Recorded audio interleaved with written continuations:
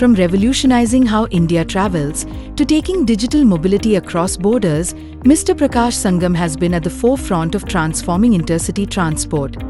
As the Chief Executive Officer of Redbus, India's largest online bus ticketing platform, he brings with him decades of professional experience, having worked with Unilever, Airtel, and Info Edge.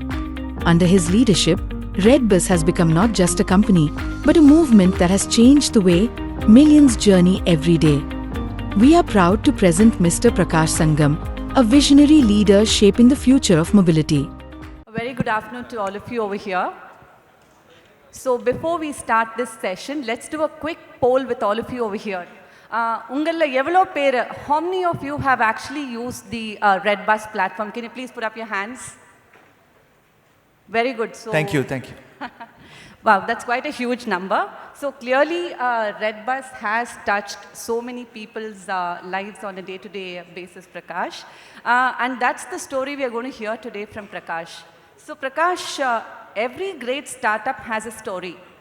And I want to know, so what is the story behind the name Redbus? First of all, great to be here. Thank you very much for giving this platform an opportunity. And Sangeeta, before I answer that question, you had asked me earlier because we had also given a coupon code for people. Yeah, we forgot that. So how many of you actually came to the session using the Redbus coupon? Can you please put up your hands? I can see a few here, but right. I pulled out the number. It's about 487 people to be exact. Lovely. So. That's lovely. All right. So the name that of Redbus, I think the credit goes to the founders. The founders of Redbus came from Nizamabad in Andhra Pradesh. And the founding story also is very interesting. So Funny, who's one of the co-founders, he was working in Bangalore, like any startup person. He was working for Texas Instruments at that point in time, like any IT software engineer. And for Diwali, he wanted to go home. And he found that no tickets were available. He went to a bus booking agent and they said tickets are not available. He went to the next one, he couldn't get tickets. And therefore, he went back to his PG, he couldn't travel home for Diwali. But that set him thinking that, look, I'm sure there are buses that went from Bangalore to Hyderabad, which had some free seats, right? But here were some customers who could not access to that free seats. So if there is an online platform where you could aggregate all the supply and demand, then you are making sure that the market becomes more efficient, and then this problem of people missing out on a seat does not happen. And bus operators also get full occupancy. That is what led to the entire business being set up. And Funny being from Andhra Pradesh, all the buses, the APSRTC buses are red in color. So when he had to think of a name, he simply kept it as Redbus. And what is funny is that this really helped our cause, because now we operate not just in India, we operate in 7 countries outside of India as well. And therefore, it becomes such an easy name, Redbus, that we operate in Peru, Colombia, which are Spanish-speaking markets. We operate in Indonesia, Malaysia, where it's Bahasa or Malay. But everywhere, people are able to relate to this brand because it's quite simple. Also, Prakash, trust is a very crucial aspect in the business that you're doing. You need to ensure that your clients reach their destination on time. You need to ensure you give them good food, good service. A lot of aspects go into it. So how do you build trust among your consumers as well as the other travel operators? Because without their support, this business would not run. You need multiple buses on your platform. So how do you build trust among people? Yeah, that's a very important one, because we should understand that our business model is that of a marketplace. We don't own or operate buses, right? We connect the bus operators to bus travelers. So for any bus customer who's coming, bus traveler, they don't know the bus operators, because again, in this business, unlike if you look at air or rail, which are the other modes of intercity transport, there is only one Indian Railways or a few airline companies. But when it comes to bus operators, there are many of them. So how do you trust? So in any marketplace, one of the very common ways of building trust is through a reviews and ratings platform. We have seen that across multiple online platforms. So ratings or reviews are something that we focused on from the very early days in order to do 2 things. One was that customers started to see ratings and they started choosing buses based on ratings. What that did is that for the operators, it started putting pressure to start delivering better service quality, right? And therefore get more ratings. And the way we ordered our results, like somebody come to Redbus searching for a bus, we would place buses which have the high ratings on top. It was not based on commissions. It's not like this operator is giving me higher commissions, so I'll put him on top. It was not on that. It was purely based on ratings. And therefore, bus operators started competing on quality, right? They started competing with each other on quality so that they can get better ratings, more ratings. And that led overall to the quality of bus travel experience really increasing and improving and the reliability going up. And that is what started helping us build trust. On the consumer side again, we have to understand as startups or when you're starting a new business, we oftentimes focus on the happy use cases. Like if something were to go right, how is our product experience? But if you have to build trust, you have to think about those product experience when things go wrong. So what are those failure cases? If there's a failed transaction, right? If you have taken the money from the customer, but the ticket has not been issued. Or tomorrow the customer has booked a ticket, but the operator has cancelled that bus. How do you handle, what are the SOPs to handle that? What kind of customer support infrastructure do you create? So again, these are things that become very important to foster trust. And these are some of the things that we did over time. Also, Prakash, there are a lot of aspiring youngsters and entrepreneurs over here, and I'm sure many of you would like to try a business format like what Redbus is doing, or you might want to start your own tour services at some point. So, Prakash, what advice would you give them? And also, how expensive is it, there were days where we had KPN and many other names, but now we see a lot of new names in the bus segment. A lot of new players are coming up. So what kind of investments are required to begin this business? If you could enlighten us about that also. Sure. First of all, I think transportation is a very, very good opportunity. So if anybody as an entrepreneur is looking to start up a new business, then I would really urge them to look at mobility and transportation for 2 or 3 reasons. One is that we are a growing country, growing economy. For any growing economy, there is a large need for transportation. If you look at the other modes like railways, the capacity is not going up as much, right? Flights, again, the business models are under stress. But on road transport, be it cabs, buses, the opportunity is a lot. And to answer your specific question about what is the investment needed, for example, if somebody were to start a service, let's say between Coimbatore and Chennai, they will need 2 buses, one to go from here to there and other buses to come from Chennai to Coimbatore. Each bus, a very good, high quality bus with the best facilities and amenities will come for about 80 lakh rupees each. But the best part is that this is all funded by a bank because banks are able, this is all asset-backed funding. So anybody needs probably only about 15 to 20 lakh rupees as upfront investment, and then rest of it can be taken care of funding, and the opportunity is quite a lot. And with so much focus on infrastructure improvement, you see so many new highways, expressways coming up, that is also leading to a big growth in road transport. So this is a promising sector, and anyone can look at becoming an entrepreneur here. But for a startup, like Suresh had presented in his presentation, that a startup is different from a normal business because startup needs a high growth business model. So that is something that I would urge anyone who is interested to come into this market to also think of the ways in which they can grow faster as well. Also, Prakash, from morning, we've been hearing about AI from many of the speakers. We've been talking from morning. So how is AI transforming bus travel? So how is it helping the consumers? How is it helping the operators? And can you also share some details on what are the new AI-based products and technology that Redbus is working on?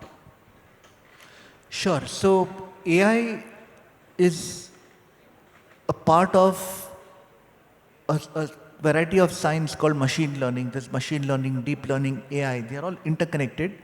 It's about machines learning on their own, right? Given sufficient data to train them Machine learning has been there for a while.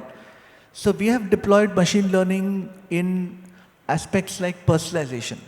So now, as a user, you may have a certain preference in the kind of bus that you want to travel on. You may want a seater bus, I may want a sleeper bus. You have a specific preference for an operator. You may have a specific preference for AC, non-AC, so many things, right? So user personalization is one thing where we have deployed machine learning, and that has been done at scale. And everything about machine learning and AI is really about prediction, the cost of prediction, the accuracy of prediction, right? We do this with live tracking of buses. So when we live track buses, we are able to predict the estimate time of arrival of the bus at your boarding point. Even that uses machine learning, right? On the operator side, we use machine learning to give them dynamic pricing solution. We have a product called RevMax, which does the pricing for bus operators. In that product, we predict what is the future demand for a day of travel, right? If it's a high demand day, then we keep the prices a bit high. If it's a low demand day, we get the prices low so that the occupancy can be built. That product again uses machine learning. And now is the era of generative AI, right? In generative AI, one clear application that we have seen is on customer support. So today when you reach out to us on customer support channels for the first line of query handling is done by the bot.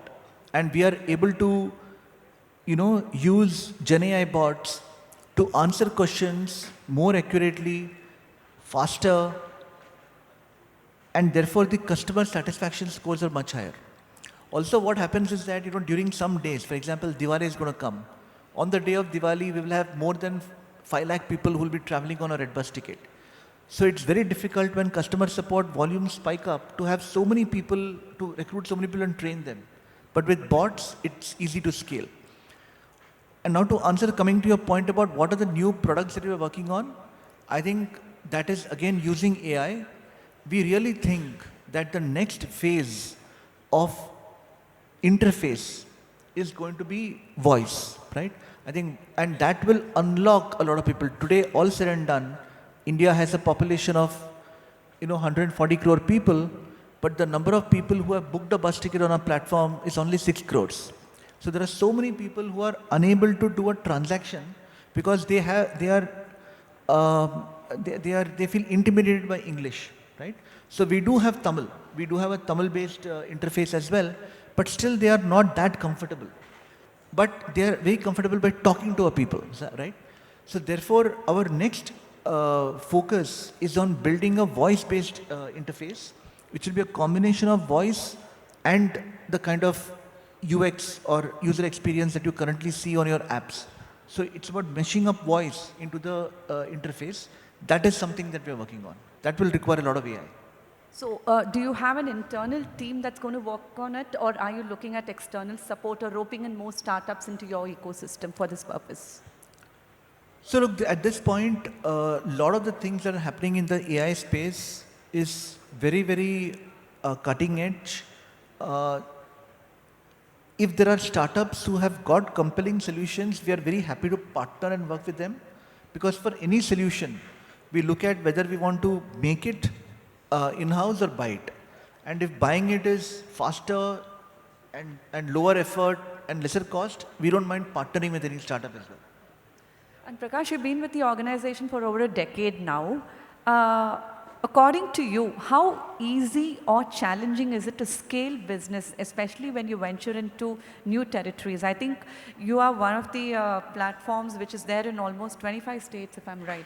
Yeah. So how easy or challenging was scaling up for you? And what advice would you give entrepreneurs here in terms of scaling up business? Look, we are in 25, pretty much in all the states in the country. And we also operate in 7 countries outside India, primarily in Southeast Asia and in LATAM. And I think there are 2 things to keep in mind. Your basic problems that you solve by the solution that you have, the basic problems don't change, be it whether you are doing it in India or in Colombia or in Thailand or in Vietnam, right? A bus operator ultimately wants more seats to be sold online. He wants his occupancy to go up. And a customer wants the option to compare across multiple operators in a convenient way and book a ticket without in a seamless fashion. So those requirements don't change in any market, in any state. So it is about focusing on that and making sure that you are solving the experience well on those two aspects. But where it becomes important to scale is to localize your solution. So there are some aspects of localization. For example, our platform today supports multiple currencies because we operate in different markets. It supports multiple time zones. Like in a country like Indonesia, Indonesia itself has got 3 time zones, right? It supports multiple languages, apart from Spanish and Bahasa and Vietnamese. In India, we are available in Tamil, Telugu, Kannada, Marathi, right? So it's about localization. The communication, the marketing that we do has to keep local nuances in mind, and therefore even that has to be localized. There are some specific solutions that have been created which are very local in nature.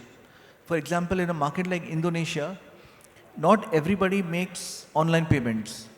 There is something called an offline payment. You block a seat, then you go to a retail outlet and you go and make the payment there from cash, and then your seat gets blocked and confirmed. Now we have to support for that kind of a capability as well. So the broad requirements don't change, but the localization has to be built into the platform to cater to the local nuances. Thanks, Prakash. So, Prakash, Tamil Nadu travel market is quite huge, and we are #1 in terms of tourism also. So, what plans does Redbus have for the Tamil Nadu market in specific for the next 2 to 3 years? So, Tamil Nadu, you're right, it's a large market. In fact, when it comes to buses, the larger market is actually Maharashtra. But for us, for Redbus, Tamil Nadu is the #1 market, right? Because there is a lot more organization in the bus market in Tamil Nadu. There's a lot more digitization, and that is why it's a #1 market for us. And specifically, what we have seen, one of the big trends which have emerged is that there has been a lot of upswing in pilgrimage travel. So we are finding that we all know that last year was the Kumbh Mela, and we saw record numbers of people traveling to Prayagraj for the Kumbh Mela. But this phenomenon is not there only in the north or something. Even in Tamil Nadu, we find that every full moon, half moon, there's a huge travel of people to Tiruvannamalai, for instance. During like festivals, Kartik festival, for example, post Diwali, we expect huge traffic to build up in places like Tiruchendur, Tirunelveli. So we see this big spike in pilgrimage destinations. So we are doing a lot of work in order to get more inventory, put more bus routes connecting to all these pilgrimage destinations. And also we have recently launched hotels, budget hotels on our platform. So we are also building on having all of these very accessible and affordable places to stay for pilgrim people, including things like hourly stays, so that people don't have to spend a lot of money. So we are building all of this together to support this pilgrimage travel in a big way. That is one of the focus areas for us in Tamil Nadu. The other thing is women as a constituency. That is again a big focus area. I'll give you some statistics. So before COVID, 2019-20, in Tamil Nadu and very similar all India as well, 23% of our travelers on Redbus were females. That number has now jumped up to 34%, right? Lot more people are opting, lot more females are now opting for bus travel. Also because they're seeing that the safety has gone up. And we have taken a lot of steps proactively to enable this. So for example, so when you come to Redbus today, there is a women booking mode. You can toggle that, and then you will see on buses how many other women are traveling. You will see the ratings of buses which are rated highly by other women. We give you rest stop information because that is important. We tell you which boarding points are more popular so that women don't have to have the insecurity of waiting at a boarding point alone, right? We have a dedicated women helpline to help reach out to us. So this has led to this growth, and 40% of the women travelers are solo women travelers. They're traveling alone. And of that, 60% of them are between the ages of 18 and 30, right? So this is another area of focus for us to really make it comfortable for women to access bus travel. That's another area of focus. Tamil Nadu has a free bus scheme for women. So women can travel absolutely free of cost intercity. I just wanted to take, what are your views on that? Have you heard about the free women scheme in Tamil Nadu? Yeah, it's. I think it's there not just in Tamil Nadu. It's there in many other states as well now, and it's also a bit controversial and all that. But what I'm expressing here is purely my personal view. My personal view is that anything that encourages mobility, and especially for women, is good for the economy. There may be some element of subsidy which is going in, but this is subsidy which is well directed. I'll give you a very small personal example. I'm talking about my mother. Many years ago, she was a bright student, and she grew up not very far from here in Palakkad, in a small village. But she had to stop her education after school because there was no easy way to commute to a big town. But my uncle, her elder brother, came to Coimbatore incidentally to pursue his education, right?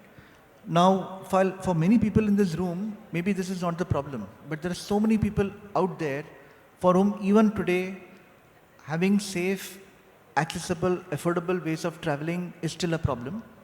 And also if you look at India and compare India with other Southeast Asian countries, right? The level of women participation in the workforce is a lot more. If you go to Thailand, Vietnam, Malaysia, Indonesia, the number of women participating in the workforce is much higher than what it is in India. It is definitely higher in the south, but still those economies are much higher. If we can get more women to participate, our economy will grow at a much faster rate, right? So I think it's something that we should all encourage. And what I told you earlier about what some of the steps that we have taken at Redbus is again designed to give more safety and a feeling of security to women and making it easy for everybody to access public transport. Since you mentioned about COVID, COVID was a very difficult phase, especially for entrepreneurs, especially the ones who were starting up. So how was COVID for Redbus? Because you know what, commuting stopped completely for almost a year and it was very difficult. So how did you manage that phase? So for you, it was literally the curve went down and then you had to get up and go. So what happened and how did you manage the COVID crisis? Yeah, it was a nightmare, and really I don't want to think about it again. It was a real nightmare because our business came to a stop almost immediately. When the day the lockdown was announced, our business came down to zero. Now, we are a publicly listed company, and when we reported our Q1 FY 2021 results, we reported a 95% decline in revenue because fundamentally people were not traveling and therefore there was no need for our service. So it was a very tough time when our revenues came down so much. And of course we were a running business, so we had cost. We had close to about 1100, 1200 employees. One of the things that we did is that we did not let a single person go because we thought at that point in time that business will come back. We have to be resilient. Thankfully, we were profitable and we had reserves which we could draw upon, right? And therefore, we did not let a single person go from the company. We retained all our employees. And we did a lot of things. Again, if you look at airlines, we have got a DGCA, which is a national regulator. We have got railways, which is again a government entity. But buses, there are so many operators. There are no rules. So what should be the system for social distancing? How do you do deep cleaning of buses? How do you do sanitization? There were nothing, no protocols, etc. available. So we tried to standardize some of these processes, worked with bus operators to implement this, put a safety plus score, showed it on the platform, and we really created a lot of confidence with people saying that, look, if you have to travel by bus. Because the number of other people in a bus is only about 30, 35 people. So the chances of contracting an infection from other people is much lower in bus, right? It's not enclosed. So again, the virus spread is lesser. So we had to do a lot of education and slowly the market came back. We of course cut down of all the marketing, all the variable costs that we had to cut all of that down. We had to really be resilient. We had to really put our heads down. We did implement some pay cuts for people, which a lot of people voluntarily took as well. But the moment the business came back, whatever pay cut we had done, we gave that all back to people the moment we could afford it. Right? So I have 10 quick rapid fire questions for you, for which you can just answer in a line or two. So, your most active bus route in Tamil Nadu? the most active bus routes in Tamil Nadu are connecting to Bangalore actually. So Bangalore, Chennai and Bangalore, Coimbatore. More than about 5,000 people travel on that route. But if I were to look at within Tamil Nadu, again, no surprises. Chennai, Madurai is the number one route with about 3,500 people and almost a similar number of people between Chennai and Coimbatore as well. So, based on your AI and data analytics, which city in Tamil Nadu has the most interesting bus travelers? Most interesting bus travelers, okay.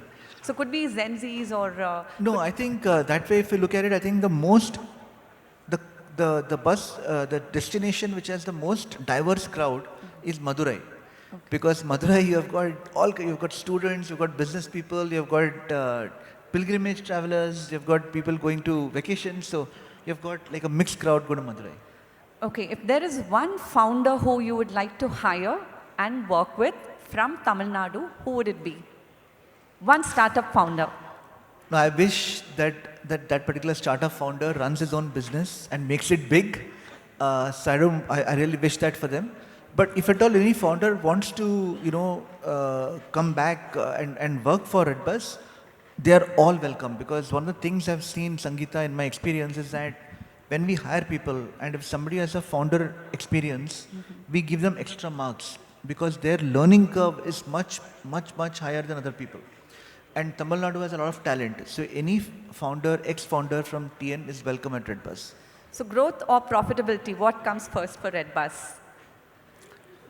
Okay, so ultimately all businesses are for profits. But I don't see this as one against the other because now our unit economics is very profitable. So the more the growth, the more the profits. It's all working the same. But for any startup, I think in the initial stages, it's all about growth because you need to get growth to a particular scale. Then you have to shift focus to unit economics, to unit profitability, right? Otherwise, the more you sell, more you lose. And once you get your unit economics in order, once that is positive, then the shift has to again happen to growth. So we are in the third phase, so we are more focused on growth. And what's harder, starting up or scaling up? Again, I saw the data that Suresh had presented. When you look at startups, the number of people who make it finally is much lesser compared to scaling up. I'm defining scaling up as, let's say, startups that have received a Series B funding. So from there on, the number of companies that make it, the percentage is higher than the percentage of startups. So from that standpoint, startup is more difficult. But if you're talking about what kind of work needs to happen, then scaling up is more difficult because scaling up, startup, you can do it pretty much on your own with your own small team. But when it comes to scale up, you have to pick up a lot of new skills. You need to hire a lot more people. You need to create an organization. You need to drive the organization. You need to pick up things like marketing. So there's lots more to be done. Right? In also, what's that one myth about entrepreneurship that you want to break? Actually, two come to mind. One myth is that it is all about the idea. That if I have an idea, I can make it a success. Nothing can be further from the truth. Idea is only one insight, and what you will soon discover is that there are 1,500 people who have got the same idea, right? So it is about sticking, executing, being focused, and anything to make it successful is a 8 to 10 year journey. Nothing happens overnight. So it's a long effort. Startup success is not overnight, it's a long journey. And the second myth is that people romanticize startups or startup founders as people who take a lot of risk. He's a risk taker, he's a risk taker. That may be true in one sense that, they have, instead of doing a career, they have taken a small risk by founding a company. But the smart entrepreneurs, the smart startup founders are those who know how to manage risk, right? So risk mitigation, how to manage risk is probably what differentiates successful startup founders than others. And what motivates you on a tough day, Prakash? It is really about the responsibility towards, and I see the impact that Redbus has been able to create today when we know that more than 500,000 people are booking their tickets on Redbus on a particular day, and they're counting on us to enable them to have a smooth journey. And on the other hand, bus operators are depending on us in order to help grow their revenue and profitability. I think that impact that we have created, that is what drives me on a tough day. In one word, can you describe Redbus today? In one word, I will say evolving. Wonderful. So Prakash, we are 9 down. One last question. So what would you like to say to aspiring entrepreneurs sitting in this audience here today? Look, from my experience, if there is one thing that any aspiring entrepreneur needs to focus on, it is relentless focus on the product or the experience or the service that they're creating for their customer, right? Nothing else matters. Your product has to be the best for your customer. For that, you need to know your customer really well. You need to understand the customer really well. And then your solution needs to work for the customer, and you need to be focused to make the product as good as it can be. I think if you achieve that, that's the only thing that matters. Everything else then falls into place. Thank you so much, Prakash, for sharing such inspiring insights and experiences from your Redbus journey. And thanks a lot to the audience for listening to us patiently. Thank you so much. I hope you guys enjoyed it and have a wonderful day ahead. Thank you, Sangeeta. Thank you, everyone.